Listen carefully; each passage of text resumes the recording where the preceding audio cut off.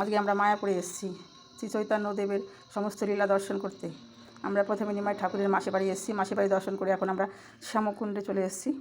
শ্যামকুণ্ডের জল খুব পূর্ণ, এই জল মাথায় দিয়ে আমরা সবাই নমস্কার করছি। এই জলে প্রচুর মাছ আছে, মাছগুলো সবাই খাবার দিচ্ছে। তো শ্রীকৃষ্ণের রাজকীয় সাজ দেখে এবার আমরা একটা দোকানে চলে এসেছি, দোকান থেকে 3টে ফটো কিনেছি আমি।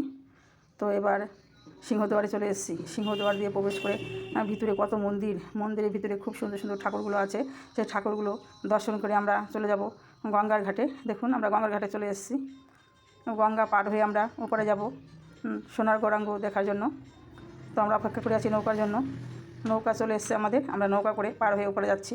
তো প্রথমে আমরা দেখুন ঠাকুর দেখছি। ঠাকুরগুলো এত সুন্দর, প্রেম মন্দির, এই মন্দিরটির নাম।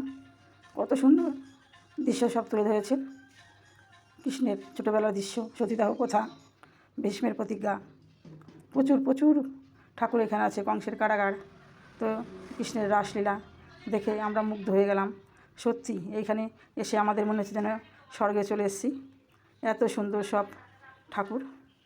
তো এখানে নিমাই তার বিষ্ণুপ্রিয়াকে রেখে সন্ন্যাস গ্রহণ করার জন্য চলে যাচ্ছে। তো আমরা এবার একটা পাশের মন্দিরে আবার চলে এসেছি। এই মন্দিরের ঠাকুর দর্শন করে আমরা নিমাইয়ের জন্মস্থানে চলে যাব। নিমাইয়ের জন্মস্থানে চলে এসেছি। দেখুন নিম গাছে কত ঢিল বাঁধা আছে। এইখানে ঢিল বেঁধে সবাই মানসিক করে। সচী মাতা, নিমাই ঠাকুর এই মানসিকগুলো সবার পূরণ করে। দেখুন আমরা সবাই তিলক পরেছি। তিলক পরে আমাদের খুব ভালো লাগছে। ঠাকুরের স্থানে গেছি, তিলকগুলো পরে দেখুন। তো সচী মাতাকে আমরা এবার দর্শন করছি। নিমাইকে কোলে নিয়ে আছেন সচী মাতা। দেখুন কুটিরটা খুব সুন্দর সাজানো। তো আমরা এবার একটু ঘোরাঘুরি করে আবার মন্দির দর্শন করতে চলে যাব। শ্রীকৃষ্ণ তার রাধারানীদের নিয়ে অষ্টসখীদের সাথে দেখুন লীলায় ব্যস্ত আছে। তো একটা বালগোপাল দোল খাচ্ছে, সেখানে আমরা সবাই বালগোপালকে দোলনায় দোল দিচ্ছি। তো আমাদের খুব ভালো লাগছে দেখে। এবার আমরা চলে এসেছি পোড়ামাতলা। দেখুন মা এখানে অবস্থান করেছে। এই মায়ের কাছে যে যা চায় মা তার মনোবাঞ্ছা পূর্ণ করে, মা ভবতারিণীর কাছে। তো এইখানেও একটা গাছ আছে, গাছে প্রচুর ঢিল বাঁধা আছে। এইখান থেকে এই পোড়া মায়ের তলা থেকে সবার মনস্কামনা পূর্ণ হয়। তো আমরা এবার সোনার গৌরাঙ্গ, সোনার রাধাকৃষ্ণ দর্শন করছি। দুপুর হয়ে গেছে। তো আমরা আবার গঙ্গা পার হয়ে মায়াপুরে চলে আসছি ভোজনালয়ে। দেখুন এখানে ভোজনালয়ে কত সুন্দর আয়োজন করেছে, সম্পূর্ণ নিরামিষ খাবার, একসাথে 1000 লোক বসে খেতে পারে।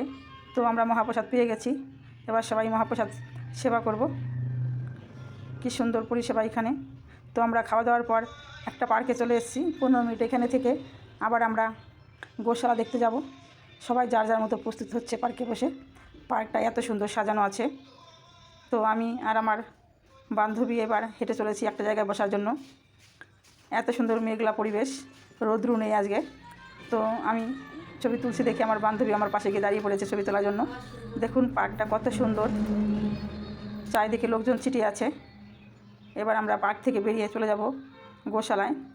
গোশালায় গরু মাতার কাছে যে যা চায় মাতা তার মনোবাসনা পূর্ণ করে। তো গোমাতাকে খাবার দিয়ে আমরা এবার চলে যাব। আবার সন্ধ্যা হয়ে এসছে, আমরা সন্ধ্যা আরতি দেখে বাড়িতে চলে আসব।